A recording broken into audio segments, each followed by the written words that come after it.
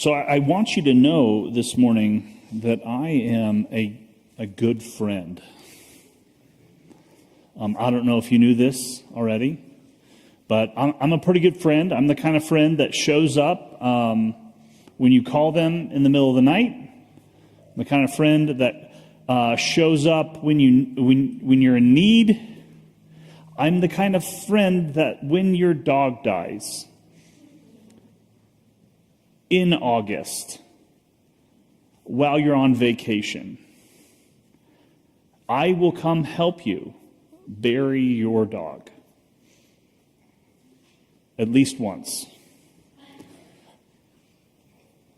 I have a friend who we met in Bible college. During Bible college, he was serving as a youth pastor, and his dog got sick while he was on out of the state on for a youth trip, and he got back, and the dog had been in the garage for that time, and it was horrible. This was in Missouri. It was hot. It was one of the hottest summers on record in Missouri. We were pushing hundreds all summer long, and he needed help. And so I came over. I don't know why. This might have been one of the most horrible experiences, maybe not of my life. I try not to use hyperbole like that, because then I find that there's lots of opportunities for, that scale to be adjusted when you put markers on the end, and so I just don't do that. But it was not a great experience. Number one, I don't like to dig. Anybody like to dig? I liked to dig when I was a kid in the backyard. We'd build G.I. Joe tunnels. That was fun. But this is different. When you're trying to dig, keep in mind, this was a boxer. This was not a small dog. So the hole was not a small hole. And I don't know, this was such a terrible experience that I don't know if you know this, but bumblebees are normally very docile creatures. This day was so traumatic that it turned bumblebees against us. We were in the middle of this whole dirty deed, and while we're digging, we have bandana around our face and a hoodie turned around backwards over our face with eyes poked. It was digging, and I got stung by a bumblebee. Have you ever been stung by a bumblebee? You got to know this. I don't like bees. And by bees, I mean anything that makes a sound of a bee, that swarms around you. It doesn't have to actually be a bee. It could just be a fly. If a fly flies around the back of my head and I can't see it, it's a bee. And when that happens, I normally squeal. And those of you who know me know that that's true. And I don't like bees. And this bumblebee stung me on my hand. It was right here on my hand, up until, if you look in the right light, I think there's still a scar. I might be just being dramatic. My whole hand swelled up. My hand was I had to take my wedding ring off. It was bad. All of that to say, I have this let's just say dynamic relationship with flying insects. I don't like them. I don't trust them. I'm afraid of them. I've been stung enough times. They say, people always ask when I talk about this, are you allergic? Well, I don't know. I don't like it. I don't like to be stung. I swell up. My hands go numb. I mean, I don't have like a major anaphylactic reaction where like my throat closes off and I have to be rushed to the hospital. But they say that the more times you get stung, the bigger the reaction can become. So I'm like, I just want to avoid that at all costs. But one of the things I realized is that bees feel the same way about me. Have you ever thought about that? Like the relationship, the root of the relationship that we have, that I have, I'm not sure how you interact with bees. You might be a beekeeper for all I know. But the root of the relationship I have with bees is fear. And it's mutual. It's a mutual thing. This fear, like I have disturbed their life and they have disturbed my life, and like it creates this tension in our relationship to the point where like neither of us knows what to expect. And as I've gotten a little bit older, I still don't like it. I haven't gotten like over that fear. But what I have realized is that it is actually possible to interact with your fear in a way that changes that relationship. Like, that's the difference between humans and bees. I mean, other than the wings and the yellow skirt. Sorry, not skirt. Sorry.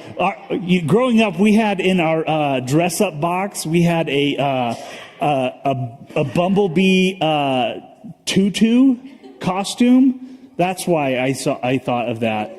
And Anna never stopped wearing that costume. Like almost every day she would put it on. Maybe that's part of why it's changed my relationship with bees a little bit. But there's something that we have that bees don't have. And that thing that we have is the ability to pay attention to how we feel and negotiate that, to interact with that, and if we're careful, if we're paying attention, and if we're doing the work, we can actually quiet that fear in ways that bees cannot. And interestingly enough, when we do that, that also affects the environment that we're in. It's interesting that, like, I have this enemy relationship with bees, and it's 100% about my own interaction with those bees. The bees are my enemy. Wasps are my enemy. Like one of my fears is that a bee will get in my car while I'm driving down I-25, and I will jump out of the car. And that's not a fear; that's a reality. But my relationship there is 100% about how I perceive that situation. My relationship with that thing has everything to do with fear. How much of our relationships in the world are rooted in that? How much about how we react is related to fear? Now, that's not to say fear has no purpose. Like, God gave us that emotion to make it so that when we encounter something dangerous, we get out of there. Or we play dead. Or we fight it. You know, that fight or flight response. And part of the challenge is that sometimes that fight or flight response is actually rooted in something that's not real. sometimes that happens to us. Like going to the doctor and getting your blood drawn. You build this thing up in your mind so much that like you can't do anything about it. Like it causes you to lock up. And like sometimes it's real difficult for you to navigate that experience alone. So all of this is like the subtext for what I want to talk about today. We kicked off a new series last week following Jesus' teachings through the book of teaching, miracles, his life through the book of Luke. We started at the beginning of what is known by Luke scholars as the Sermon on the Plain. It's called that because Jesus starts the sermon. He starts on the mountain and comes down to the plain, to the level place, and he communicates with his disciples and the crowds that had begun to follow him on level playing field. And that's a very Luke way of teaching about that. Luke is some of the themes of Luke are the leveling of playing fields. Some of the themes are reversal. Like if you follow the Christmas story through the book of Luke, there's this song or a poem that Mary, after having this encounter with her cousin, she sings this song. It's called the Magnificat. And it's about like reversals. It's about powerful coming low and the low becoming exalted. That's like a major theme throughout the book of Luke. And so Jesus comes down, and in some ways it mimics and mirrors the story from the book of Exodus, where Moses goes up onto the mountain, has an encounter with God, and brings down the message of God to the people. Jesus does that here too. He goes up on the mountain, he picks his disciples there, has this encounter with God, and brings down and communicates this message.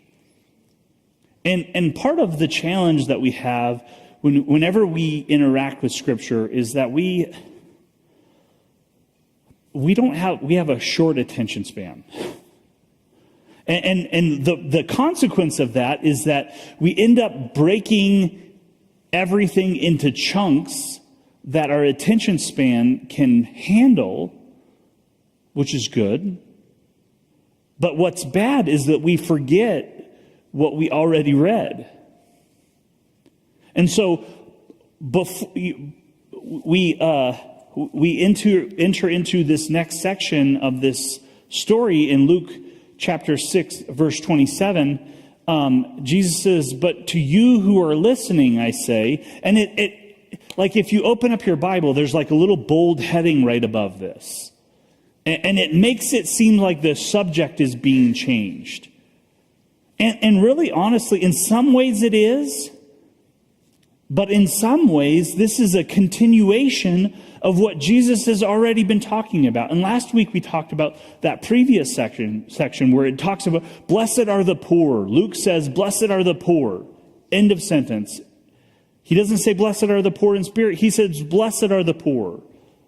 He actually goes on and he says, blessed are you who are poor, for yours is the kingdom of God. Blessed are you who hunger now, for you will be satisfied. Blessed are you who weep now, for you will laugh. Blessed are you when people hate you, when they exclude you, insult you, and reject you. Your name is evil because of the Son of Man. Rejoice in that day and leap for joy, because great is your reward in heaven, for that is how your ancestors treated the prophets. And then there's the next section where he says, woe to you who are rich. And And I'll just remind you, woe here is actually not like there's a word that's used for woe in the Old Testament as like a warning, and that's not the word that's used here. The word that's used here is actually like a guttural sound that you make when you're disgusted. It's like, ugh, like that. Woe to you who are rich. Ugh, to you who are rich. You see, what's happening here, the thing that Jesus is getting at is there are a group of people who love to throw parties, and they love to throw these things where they invite you over. Like if you are in the in club, they'll invite you over to this lavish party. And they actually want it to be so lavish that there's waste at the end. That's actually the point. That's the point. They want to show you how wealthy they are, how much they have, how none of the resources really matter to them. They want to invite you over so you can see that. And then your response is to invite them over. And it's like,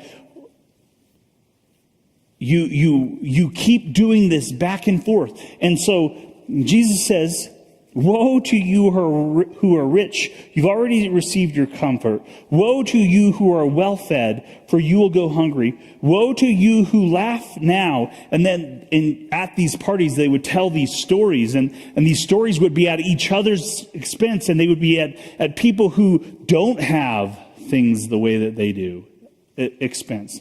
Woe to you who laugh now. And then Jesus says, woe to you when everyone speaks well of you, for this is how the ancestors treated the false prophets. So like there's this contrast between the way that true prophets were treated and false prophets. So so sometimes when I preach, it's like 2 steps forward and 1 step back. 2 steps forward, 1 step back. Because I want to keep us in the story. I want to keep us in what's happening. And this is the context. Jesus, these words are ringing in the air when Jesus says this next thing. He says, but to you who are listening, I say, those who have ears to hear, let them hear. Love your enemies. Do good to those who hate you.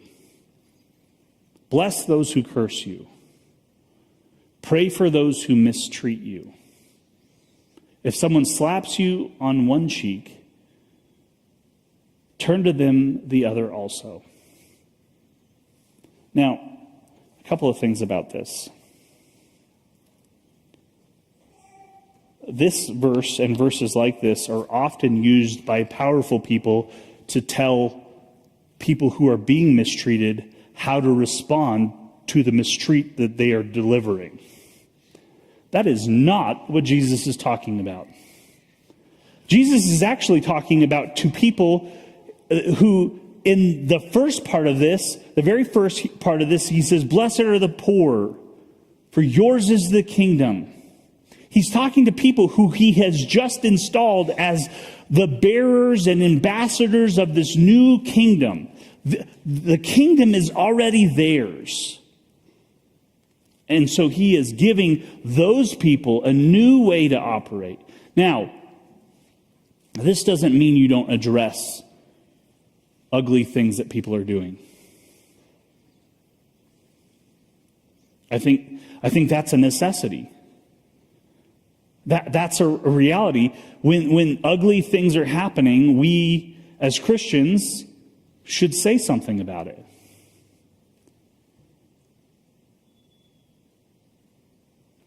One of the other ways that I have been wrestling with this text, and if you've been around long enough, you know that this is how my brain works. I try to see things from different angles, different ways. And I tried to imagine what it would be like if someone who was near to me in proximity or relationship, I discovered that they kept turning their cheek to me. What would that be like? You think loving your enemies is hard? Try loving your neighbor that keeps turning their cheek to you. Because then you realize that you're the problem. And I think, like we talked about last summer when we talked about the Sermon on the Mount, like what Jesus ultimately does in these things is that he paints us into the corner and reveals for us what's going on inside.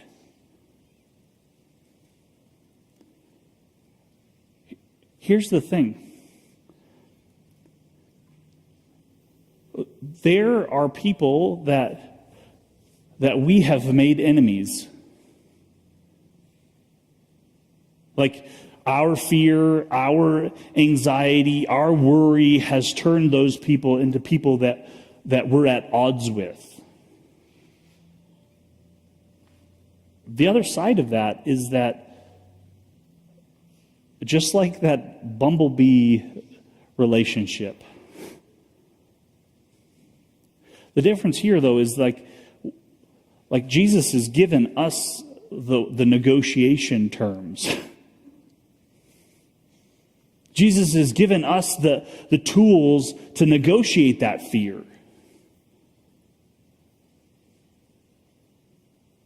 Blessed are the poor. Yours is the kingdom. The real kingdom, not the kingdom of this world. The real kingdom is ruled by those who have not, who don't depend on the methods and weapons and resources and tools of the world. The real kingdom is not ruled by a nuclear switch. The real kingdom is not ruled by threats of violence.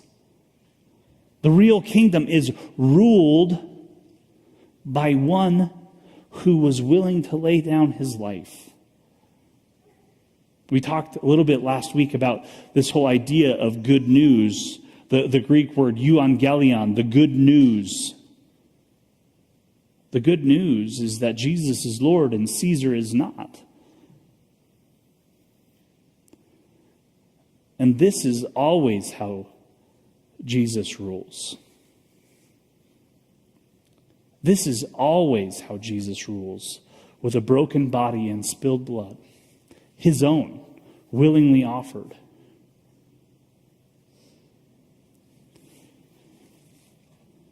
Jesus goes on in verse 30 or 29. He says, if someone takes your coat, do not withhold your shirt from them. Like the imagery that Jesus is pulling up is the imagery of a bully. The bully who takes what he wants and gets what he wants. Give to anyone who asks you, and if anyone takes what belongs to you, do not demand it back. He is instilling an open-handedness to the resources. Why? Because the kingdom's already yours. The kingdom already belongs to you. You don't need any of this stuff. Why hold so tightly to it? Do to others as you would have them do to you. This is one of the most well-known teachings of Jesus and the most misquoted teachings of Jesus. Because what people hear is, do to others what you've done to me. It has almost all of the same words in it. Do to others as you would have them do to you. Treat others how you want to be treated.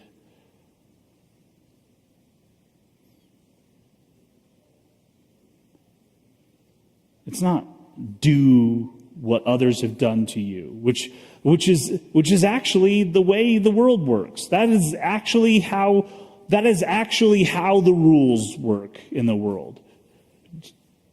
Somebody hurt you, get them back. Somebody stepped on your toe, stomp on their toe.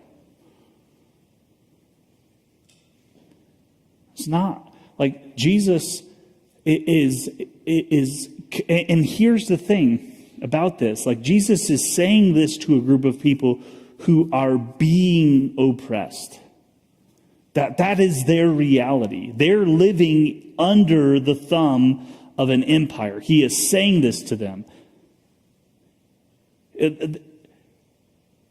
I find it so interesting when empire uses the words of Jesus to try to tell people how to be better subjects of the empire. That is not what Jesus is getting at.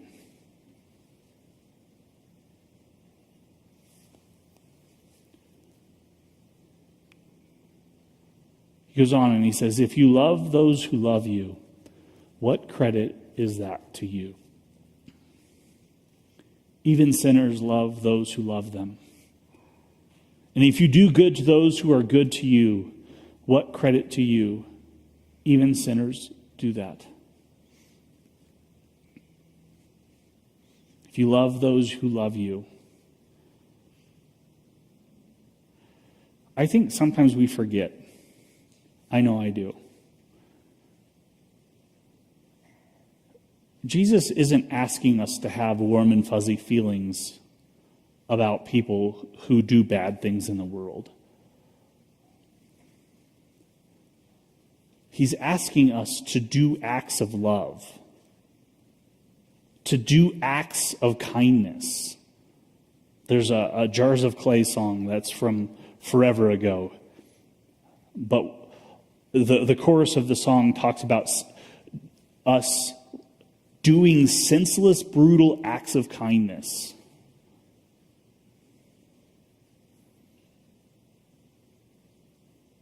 Looking for opportunities to undermine the empire with what? With love. That's how the kingdom works.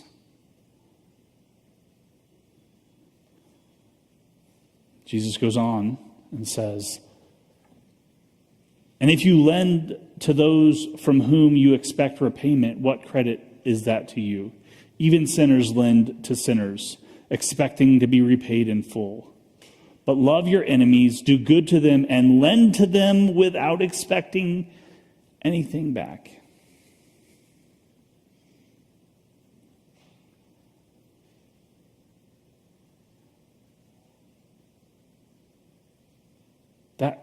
I didn't say those words. I didn't make this up. This is Jesus.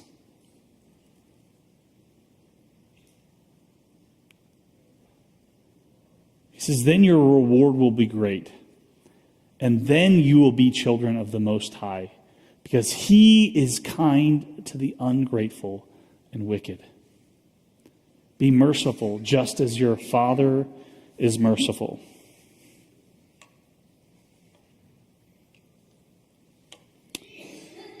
So what does this look like? I love this quote. This quote is by Dietrich Bonhoeffer, and he says this.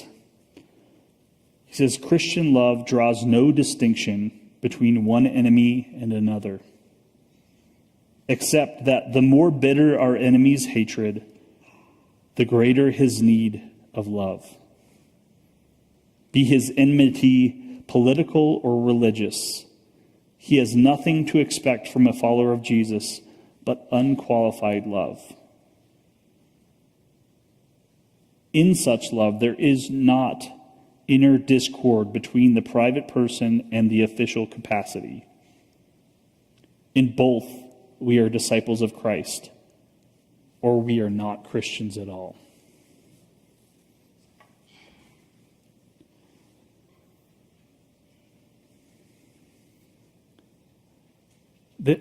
This is the teaching. Like, it's funny.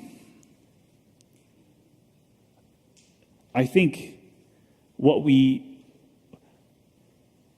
what we hear when we hear this often enough is we hear, just be nice to people. Be nice. And then we wonder why it is that Jesus made people so mad that they decided to kill him.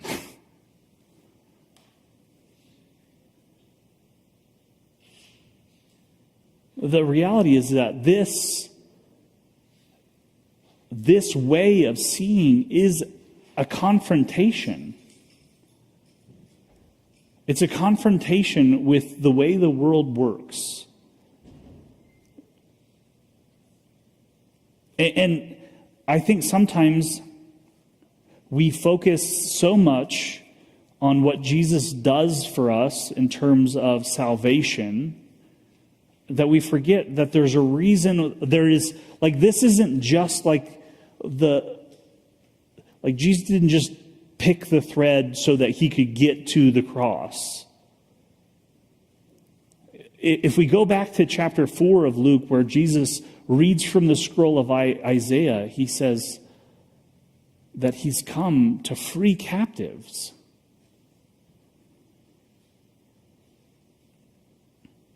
Like his life, his death, and his resurrection have to be a part of the gospel. His life, his death, and his resurrection have to be a part of the gospel.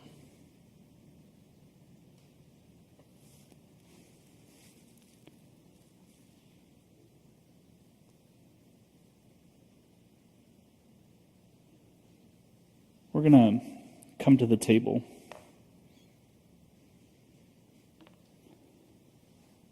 As the table is like the encapsulation of the gospel. It is how Jesus is Lord.